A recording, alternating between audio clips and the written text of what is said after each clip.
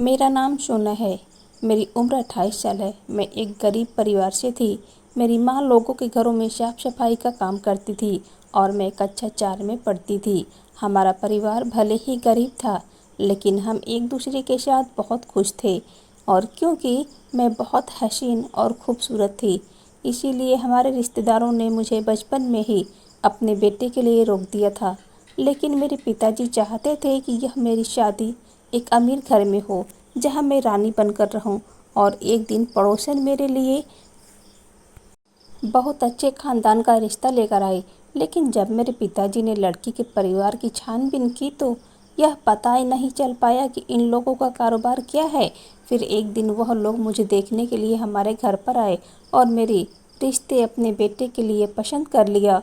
और मैं शगुन के तौर पर सोने की अंगूठी पहनाकर मेरे हाथ में 20,000 रुपये रख दिए। मेरी माँ और पिताजी, रिश्ते के सभी लोग बहुत खुश थे और मुझे तो यह समझ नहीं आ रहा था कि वह लोग इतने अमीर होने के बावजूद हम जैसे गरीब के साथ अपना रिश्ता क्यों जोड़ना चाहते हैं। खैर, अगले 3 महीने में मेरी शादी बड़े धूमधाम से हुई थी। मेरी शादी का हर लड़की का सपना होता है और विदा होकर अपनी ससुराल आ गई। शादी की पहली रात ही थी और मैं बहुत घबराई हुई थी। फिर मेरी सास मेरे कमरे में आई और कुछ समझाने लगी। उनकी बातों से तो लग रहा था कि यह एक बहुत ही अच्छी औरत है। मैं सोचने लगी कि मैं अपने ससुराल के बारे में गलत सोच रही थी। शायद इन लोगों को पैसों का कोई भी लालच नहीं, सिर्फ एक अच्छी बहू चाहिए। मेरी सास दूध का गिलास कमरे में रखकर चली गई। थोड़ी ही देर में मेरे पति अरमान कमरे में आए और मेरा घूंघट उठाया और मेरा चेहरा देखकर मेरी तारीफ करने लगे। और अरमान ने मुझे वह सब कुछ दिया जो हर पत्नी चाहती है। हमारी शादी को अभी 17 दिन गुजरे थे कि मुझे पता चला कि अरमान बाहर किसी मुल्क में काम करते हैं और उन्होंने शादी के लिए छुट्टियां ली थी, लेकिन अब उन्हें वापस जाना होगा। यह सुनकर तो मेरा दिमाग घूमने लगा कि और जैसे तैसे मैंने अपने आप को संभाला। मैंने अपने पति के साथ जाने की जिद करने लगी। दोनों ने मुझे जाने से मना कर दिया और कहा कि अभी वह अकेले जा रहे हैं, लेकिन कुछ टाइम के बाद मुझे अपने साथ बुला लेंगे। अरमान की यह बात सुनकर मेरी जान में जान आ गई। अगली सुबह मेरे पति विदेश चले गए और अब मैं घर में मैं और मेरी सास अकेले ही रहते थे। मेरी सास बहुत साधारण सी औरत थी, हमेशा पूजा पाठ में लगी रहती थी। हमेशा यही सोचती कि मुझे बहुत अच्छी सास मिली है। धीरे धीरे वक्त गुजरा। अरमान को गए हुए 4 साल हो गए। मेरे पति अरमान बीच बीच में आते जाते रहते थे, लेकिन अभी तक मेरा कोई बच्चा नहीं था। मेरा कमरा मेरी सास के कमरे से थोड़ी दूरी पर था। एक रात जब मैं अपने कमरे में सो रही थी तो मेरी सास के कमरे से चीखों की आवाज़ आ रही थी। मुझे तो अपने दिमागी हालत पर शक होने लगा था कि मैं पागल तो नहीं होती जा रही। आधी रात को मुझे सास के कमरे से लड़कियों की चीखों की आवाज़ आती थी। ऐसा लग रहा था कि जैसे उनके साथ कुछ ही हो रही हो, कोई उनके साथ गलत काम कर रहा हो। लेकिन जब मैं वहां जाकर देखा तो वह लड़कियां सुकून से सो रही थी। एक दिन चीखों की आवाज़ इस कदर तेज थी कि मेरे रोंगटे खड़े हो गए। जब मैं कंबल हटाया तो बिस्तर पर खून था। तभी खून की कुछ बूंदें मेरे हाथ पर गिरी। कांपते हुए जब छत की तरफ देखा तो मेरी रूह कांपने लगी। छत पर तो वह लड़कियां मैं खाने की तैयारी में व्यस्त थी। मेरी सास 3 लड़कियों के साथ घर में अंदर घुसी थी। मुझे देखकर कहने लगी कि सोना, यह लड़कियां हमारे साथ ही खाना खाएंगे, तुम उनके लिए भी आज अच्छा सा खाना बना दो। कि यह बात सुनकर मैं सिर हिला दिया और पूछने लगी कि आखिर लड़कियां कौन हैं? यह तो मैंने इन्हें कभी देखा ही नहीं। वह मासूम लड़कियां 10 से 12 साल के बीच की उम्र की थी। लड़कियों के सीने से लगाकर प्यार करते हुए बोले कि अनाथ लड़कियां हैं, बेचारी भूखी हैं, इसीलिए मैं अपने साथ घर ले आई हूँ। उनके लिए आज अच्छा सा खाना बनाया जाए। आज पेट भर के खाना खाएंगे, पता नहीं बेचारी कब से भूखी होंगी।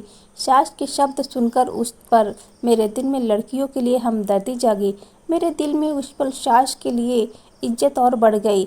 वह एक अच्छी औरत थी और हर किसी के साथ भलाई करती थी।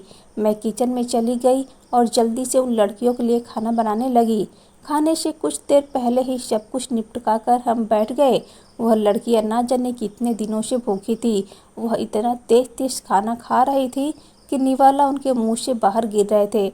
मैंने उन्हें अपने करीब बिठा दिया और उनका चेहरा साफ करते हुए, खुद बिना माँ बाप के बच्चे कितनी तकलीफ से पलते हैं, पता नहीं कब से भूखी थी।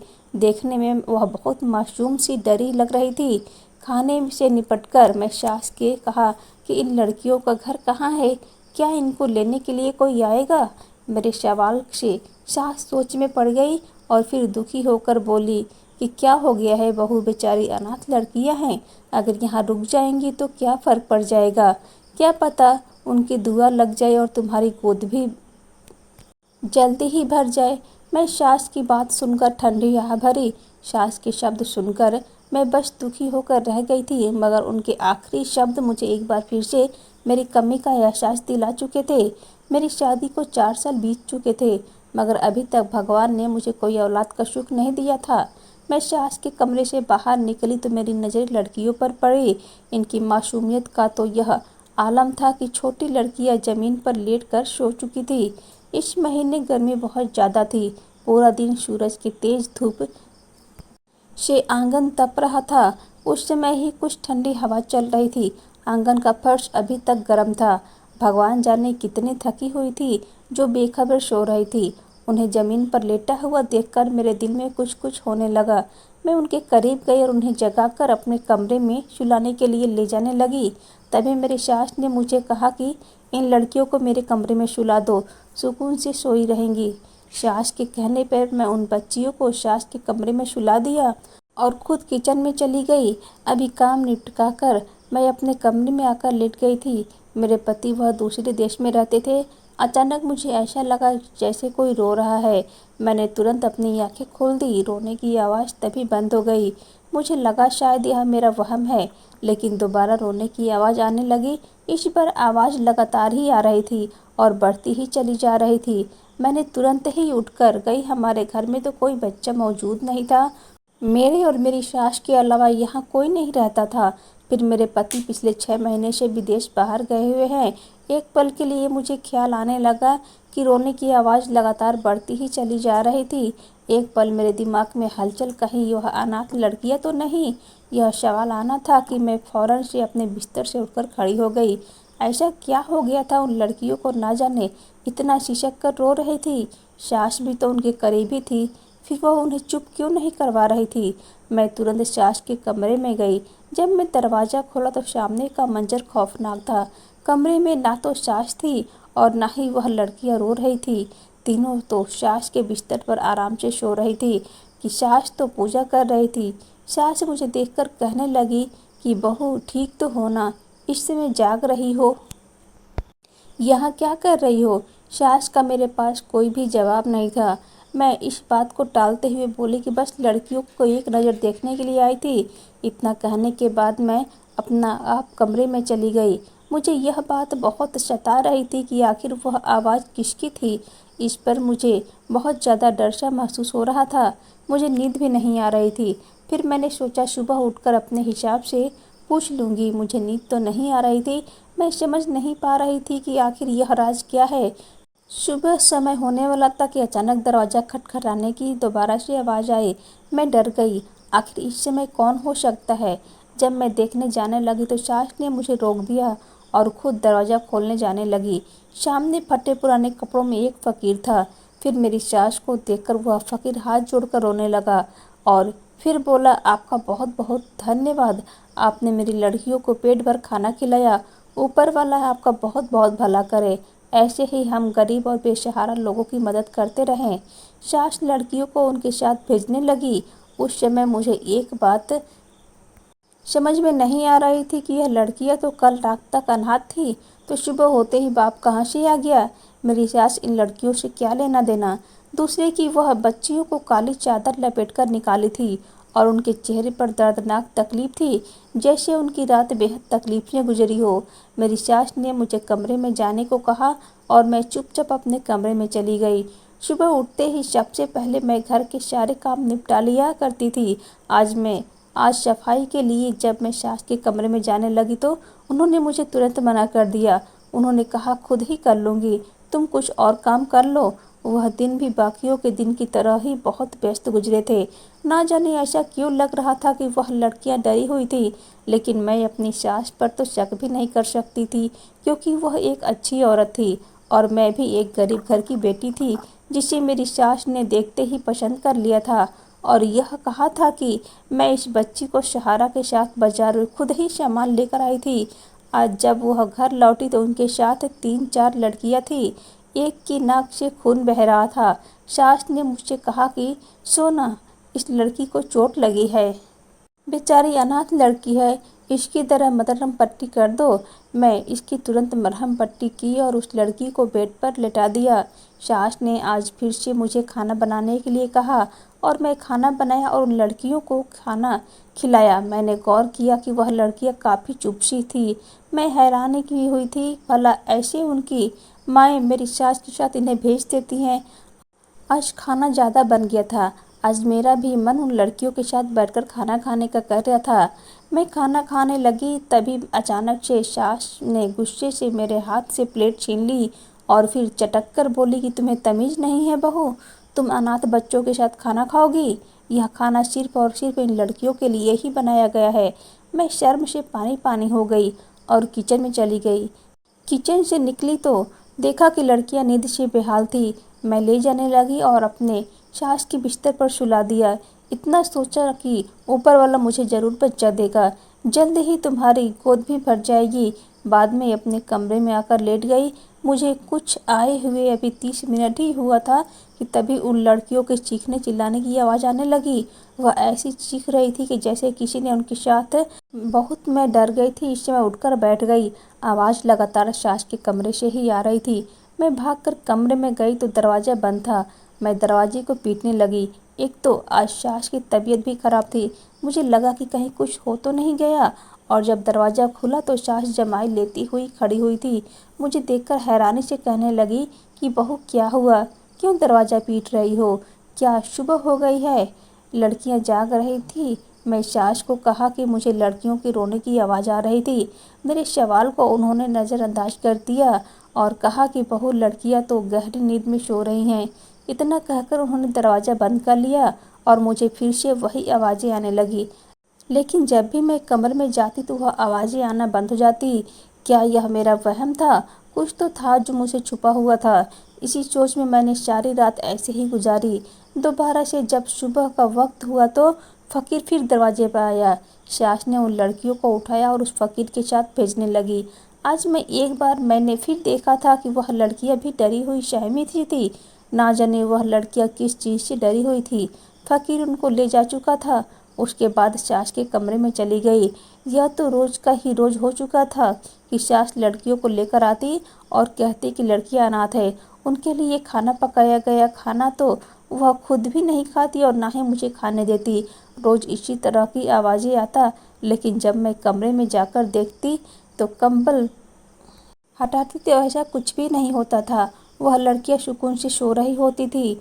खाने में मेरी सास एक नशीली दवाई मिलाती थी। रोज़ रोज़ इन चीज़ों से मुझे पागल कर दिया। एक रात मैंने फैसला किया कि मैं जानकर रहूँगी कि सास लड़कियों के साथ क्या करती हैं, लेकिन मैं यह पहले भी जानने की कोशिश कर चुकी थी। मुझे कुछ पता नहीं चल पाया था कि लड़कियां क्यों चीखती रहती हैं। मुझे नाकामी का मुँह देखना पड़ा था। आज भी सास 3 लड़कियों को लेकर आई थी। कमरे से इसी तरह से चीखने की आवाज़ें आने लगी थी। इस समय दरवाजे से लगकर खड़ी हो गई। आखिर यह मसला क्या है? जब मेरी सास कमरे से बाहर निकली तो मैं कमरे में दाखिल हो गई। मेरा दिल जोर जोर से धड़क रहा था। पूरे कमरे में चारों तरफ अंधेरा ही अंधेरा था। फिर मैं कमरे की लाइट जलाई और फिर जो मैंने देखा वह बहुत दर्दनाक था। एक बच्ची पंखे से लटकी हुई थी। उसका शरीर ठंडा पड़ चुका था। मैं हैरान रह गई। बाकी 2 लड़कियां कोने में डरी सहमी हुई बैठी थी। यह सब देखकर मेरी आत्मा काँप रही थी। मेरे दिमाग में बहुत सारे सवाल चल रहे थे। तभी मेरी सास कमरे में दाखिल हुई और वह मुझे देखकर घबराते हुए कहने लगी कि बहू, हमारा कोई भी दोष नहीं है, सारा दोष इन लड़कियों का ही है। यह 11 साल की बच्ची अपनी माँ से तंग आ गई थी और मुझे बता रही थी कि इसकी सौतेली माँ इसकी शादी बूढ़े आदमी से कर रही थी। अपनी जान नहीं देती तो इसकी शादी उससे हो चुकी होती। इस बच्ची ने जुल्म से बचने की खातिर अपनी जान गंवा दी। मेरी सास बहुत रो रही थी। उस वक्त मुझे उनके आंसू झूठे लग रहे थे। सास ने अपने मोबाइल से किसी को फ़ोन किया, तभी वह फ़कीर घर के बाहर आ गया। इस वक्त मैं उन लड़कियों से सच पूछा। जो कुछ भी उन लड़कियों ने मुझे बताया सुनकर मेरी रूह तड़प गई। मैं खामोशी से सारा सच सुनती रही और अपने फ़ोन पर उसे रिकॉर्ड कर लिया। वह दोनों फ़कीर उन लड़कियों को, मुर्दा बच्ची को, तीनों को अपने साथ ले जा रहे थे। उसी समय घर के बाहर पुलिस आ गई। मेरा दिल तो जोर जोर से धड़क रहा था। सास यह सब देखकर चौंक गई। सास इधर उधर घूमने लगी। तभी पुलिस ने उन लड़कियों और फ़कीर को पकड़ लिया। सास भी भागना शुरू किया, लेकिन पुलिस ने उन्हें भी पकड़ लिया। उन्हें यकीन नहीं आ रहा था कि जानने के लिए पुलिस मेरे पास आई और शर्मिंदा अंदाज में मुझसे कहने लगी कि मुझे खुशी है कि तुमने एक बहुत बड़ी गैंग पकड़वाया।